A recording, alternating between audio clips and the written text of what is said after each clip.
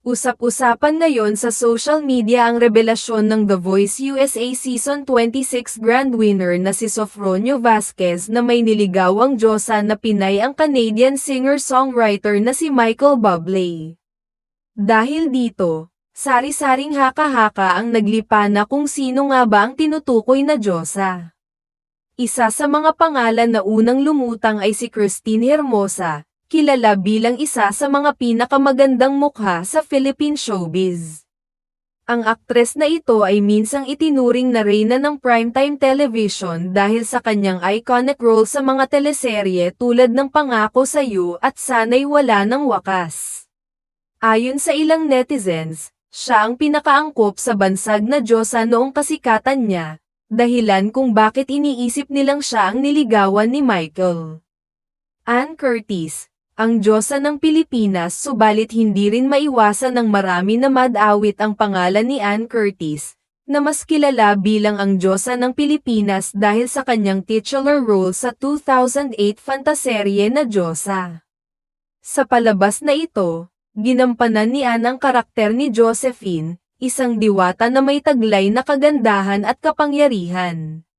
Bukod sa kanyang natatanging beauty, ang pagiging relatable at charismatic ni Ann ang dahilan kung bakit nagmarka sa publiko ang titulong ito.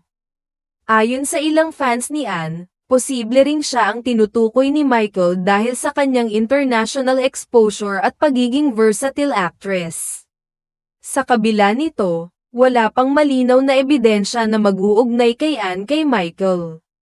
Pagtanggap ng netizens sa revelasyon. Sa kabila ng walang kumpirmasyong pagkakakilanlan ng Pinay diyosa, marami ang natuwa sa kwento ni Sofronio tungkol sa pagmamahal ni Michael sa Pilipinas. Bukod sa kanyang musical connection kay Martin Nievera, ipinakita rin ng singer ang kanyang respeto at pagkilala sa Filipino culture.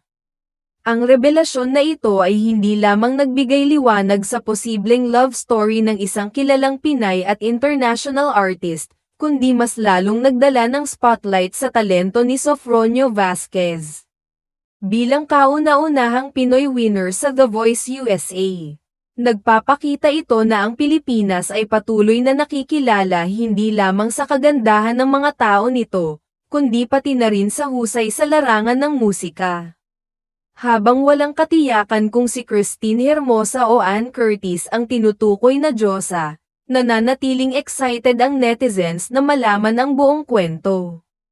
Abangan kung may karagdagang detalye pang lalabas mula mismo kay Michael Bublé o sa iba pang personalidad na posibleng sangkot sa intriguing na revelasyong ito. Maraming netizens ang nagbigay ng kani-kanilang opinyon. Si Christine Hermosa talaga ang diyosa. Kung ako si Michael Bublé, malalaglag din ang puso ko sa kanya. Baka naman si Ann Curtis. International level ang dating niya kaya pasok sa panlasa ni Michael. Basta kung sino man yung diyosa na yun, ang swerte niya. Imagine, Michael Bublé mismo ang manliligaw. Feeling ko si Christine kasi noon pa ang daming foreigner na humahanga sa kanya. Classic beauty. Malay mo, ibang artista pa pala. May mga di rin nabanggit na sobrang ganda at deserving tawaging diyosa. Ang revelasyon na ito ay hindi lamang nagbigay liwanag sa posibleng love story ng isang kilalang Pinay at international artist, kundi mas lalong nagdala ng spotlight sa talento ni Sofronio Vasquez bilang kauna-unahang Pinoy winner sa The Voice USA.